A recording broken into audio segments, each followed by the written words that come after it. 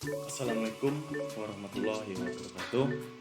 Perkenalkan, nama saya Rifo Maulidinata, NIM L1A1181023. Saya dari Fakultas Pertanian, Program Studi Kehutanan Universitas Jambi. Di sini saya akan menjelaskan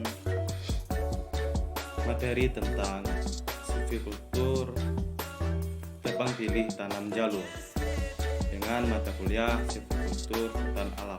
Materi yang akan kita bahas pada kali ini yaitu yang pertama, apa itu TPTJ atau tebang pilih tanam jalur, dan yang kedua, dasar dan filosofi TPTJ, dan yang ketiga, keuntungan dan kerugian dalam penerapan sistem TPTJ, yang keempat, tahapan TPTJ, dan yang terakhir itu tata waktu TPTJ atau tebang pilih tanam jalur. Sebelum kita masuk lebih jauh ke materi tentang silvikultur tebang pilih tanam jalur, sebaiknya kita mengetahui apa itu tebang pilih tanam jalur.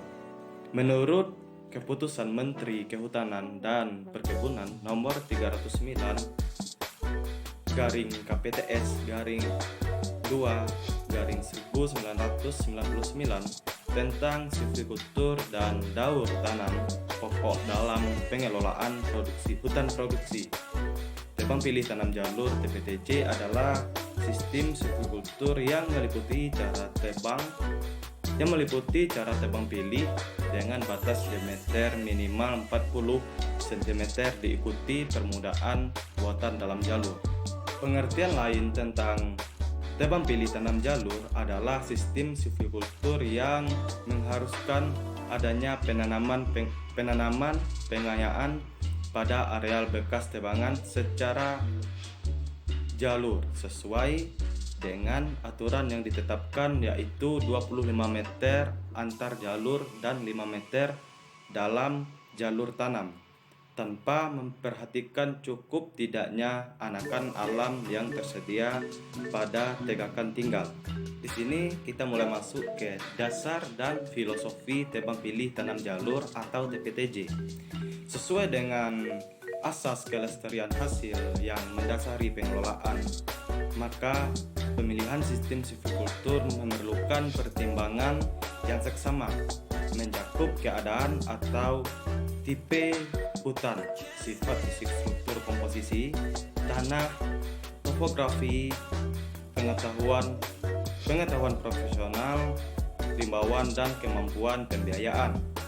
Sistem silvikultur tebang pilih tanam jalur atau TPTJ adalah sistem silvikultur uji coba yang digulirkan sebagai alternatif pembangunan HTI.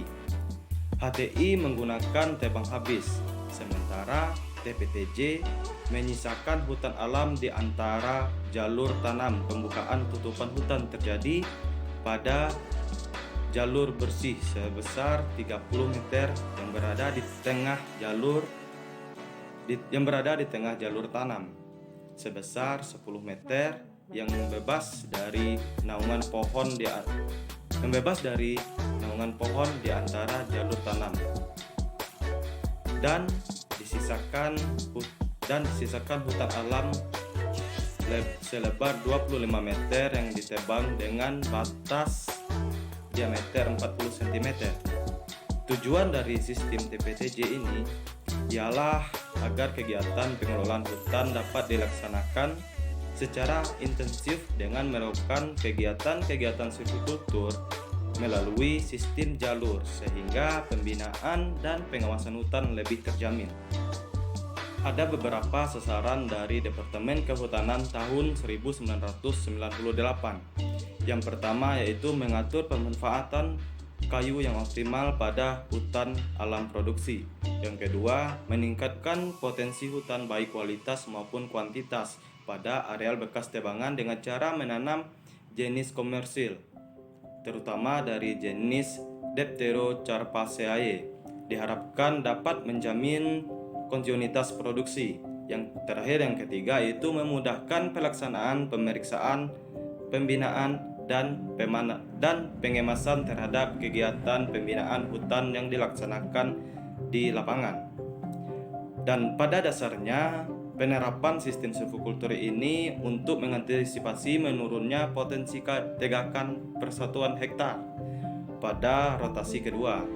Pengusahaan hutan sekaligus menerapkan fungsi rehabilitasi atas seluruh areal bekas tebangan di dalam areal kerja HPH. Terdapat keuntungan dan kerugian dalam melakukan suatu kegiatan. Salah satunya dalam suatu kegiatan TPTJ atau tebang pilih tanam jalur. Yang pertama kita masuk ke keuntungan dalam penerapan TPTJ atau tebang pilih tanam jalur. Keuntungan yang pertama yaitu perlindungan terhadap tempat tumbuh dan permukaan. Dan yang kedua yaitu terjadi penutupan tajuk vertikal. Yang ketiga, perlindungan terhadap hama dan penyakit. Dan yang keempat, perlindungan terhadap bahaya kebakaran. Yang kelima, secara estetika lebih bagus. Dan yang terakhir, yang keenam yaitu permudahan alam, jenis toleran dipermudah. Dan selanjutnya terdapat beberapa kerugian dalam penerapan TPTJ atau tebang pilih tanam jalur. Yang pertama yaitu kerugian produksinya, yaitu produksi kecil tetapi areal penebangannya yang luas sehingga meningkatkan biaya pengangkutan.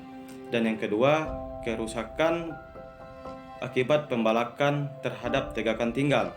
Yang ketiga, memusnahkan sumber plasma nutfah atau genetik yang baik. Yang keempat yaitu bentuk pohon yang kurang baik karena ruang tumbuh luas pada umur yang tua. Ada beberapa tahap dan waktu dalam penerapan kegiatan tebang pilih tanam jalur atau TPTJ. Yang pertama kita masuk dalam tahap kegiatan TPTJ atau tebang pilih tanam jalur. Yang pertama ada penataan areal kerja atau PAK. Yang kedua inventarisasi hutan. Yang ketiga yaitu pembukaan wilayah hutan atau PEH. Yang keempat yaitu pengadaan bibit. Dan yang kelima tebang naungan. Yang keenam ada penyiapan dan pembuatan jalur tanam. Yang ketujuh ada penanaman dan pemeliharaan tanaman jalur. Yang kedelapan pembebasan dan penjarangan. Yang kesembilan yaitu pemanenan. Dan yang terakhir yang kesepuluh yaitu perlindungan dan pengamatan hutan. Dalam tahap tersebut ada beberapa tata waktu yang harus diterapkan dalam tebang pilih tanam jalur atau TPTJ. Yang pertama dalam penerapan penataan areal kerja atau PAK. Tata waktunya yaitu menata areal kerja ke dalam blok dan peta kerja tahunan berdasarkan RKU PHK. Yang kedua, dilakukan tidak lebih dari 4 tahun sebelum pemanenan dan dibentuk sebagai satu bagian hutan khusus untuk segmen TPTJ. Dan selanjutnya mempedomani RKU PHK yang telah disahkan. Yang kedua, membagi area kerja ke dalam blok-blok kerja tahunan dan peta-peta kerja.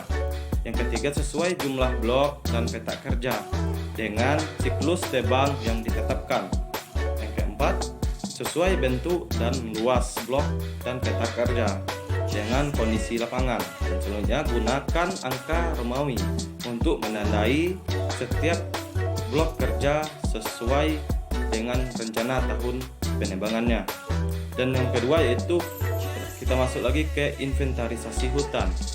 Dalam inventarisasi hutan ada tata waktu yang harus diterapkan, yaitu inventarisasi hutan pada blok RKT dengan intensitas 100% untuk pohon nagawi dengan diameter 40 cm ke atas dan pohon yang dilindungi sesuai ketentuan yang telah ditentukan.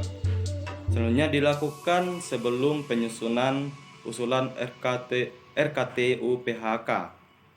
Dan selanjutnya buat rencana jalur-jalur inventarisasi pada setiap peta kerja yang ada di blok RKT berdasarkan peta hasil PAK. Selanjutnya buat semua jalur untuk peta ke arah kerja. Selanjutnya siapkan daftar ukur yang diperlukan untuk mencatat hasil inventarisasi hutan dan buat peta rencana inventarisasi hutan skala 1:5000. Dan yang ketiga yaitu pembukaan wilayah hutan atau PWH. Terdapat tata waktu yang harus diterapkan yaitu prinsip efisien, efektif, tertib, dan dalam ramah lingkungan. Selanjutnya, buat rencana PWH berdasarkan peta blok RKT. Buat rencana trace jalan, angkutan, dan jalan syarat berdasarkan peta kontur hasil inventarisasi hutan. Selanjutnya, buat rencana lokasi, base camp, TPK, TPN, pondok, dan kerja, dan lain-lainnya. Yang terakhir, pelaksanaan buat prosedur operasi standar atau POS kerja untuk membuka wilayah hutan. Dan yang keempat, ada pengadaan bibit. Yang harus disiapkan dalam pengadaan bibit itu menggunakan bibit jenis lokal unggul. Dapat berasal dari biji atau cabutan stek atau kultur jaringan. Buat rencana persemaian lokasi, sumber bibit atau pohon plus, bangunan dan SDM.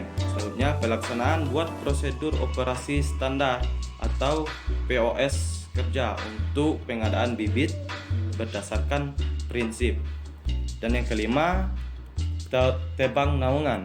Tebang naungan ini pembebasan dari naungan pada pohon yang dominan, efisien, efektif, tertib, dan ramah lingkungan. Penebangan pohon berdiameter 40 cm ke atas dan masuk ke dalam target RKT. Penebangan dilakukan berdasarkan peta sebaran pohon skala 1:1000. Penebangan dilakukan pada peta timbangan dalam blok RKT. Dan yang terakhir, buat prosedur operasi standar atau pos kerja tebangan naungan. Alat-alat pemanenan mengikuti peraturan yang telah dilakukan atau yang telah berlaku. Yang keenam, penyiapan dan pembuatan jalur tanam. Membuat ruang tumbuh efisien, efektif, tertib, dan ramah lingkungan. Penebangan dapat dilakukan pada semua pohon dalam jalur dan masuk ke dalam target RKT. Penebangan dilakukan berdasarkan peta sebaran pohon skala 1:1000. Membuat jalur tanam dengan jarak antar sumbu jalur 20 meter dan jarak tanam dalam jalur 5 meter. Membuat jalur tanam selebar 3 meter. Penebangan dilakukan pada peta tebangan dalam blok RKT yang telah disahkan. Yang ketujuh, penanaman dan pemeliharaan tanaman. Tata waktu yang harus diterapkan yaitu meningkatkan produktivitas pada blok RKT menggunakan bibit jenis lokal yang unggul. Buat dan kelola tanaman dengan mengutamakan bibit yang unggul. Buat peta rencana penanaman dalam jalur. Pelaksanaan buat prosedur operasi standar atau pos kerja penanaman dan pemeliharaan tanaman. Yang kedelapan, pembebasan dan penjerangan. Tahapan yang perlu dilaksanakan yaitu meningkatkan pohon binaan atau meningkatkan riak pohon binaan. Yang selanjutnya, pohon binaan bisa berasal dari permukaan alam dan tanam jalur. Menetapkan pohon terbaik dan termurah alam di jalur antara dan dari tanaman di jalur tanam sebagai pohon binaan di peta kerja. Membebaskan pohon binaan dari tanaman penyaing. Membuat peta pohon binaan hasil pembebasan. Dan yang selanjutnya yaitu pemanenan. Kesembilan, pemanenan. Tahapan yang harus kita lakukan dalam melakukan pemanenan yaitu dengan tebang habis pada jalur tanam dan tebang pilih pada jalur antara untuk pohon berdiameter 40 cm. Memanen tidak boleh melebihi riap.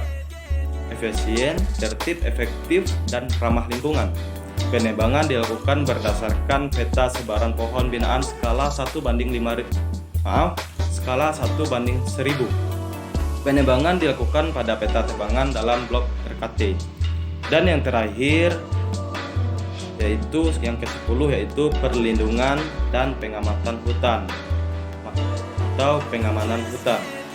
Nah, tahapan dan tata waktu yang perlu kita lakukan yaitu pengendalian hama dan penyakit pada tanaman, perlindungan hutan dari kebakaran hutan, perambahan hutan, pencurian hasil hutan, dan memberikan kepastian usaha dalam pengelolaan hutan produksi. Sekian yang dapat saya sampaikan dalam materi Sistem Silvicultur Tebang Pilih Tanam Jalur atau TPTJ. Mohon maaf apabila terdapat kesalahan. Wabillahi taufiq wal hidayah. Wassalamualaikum.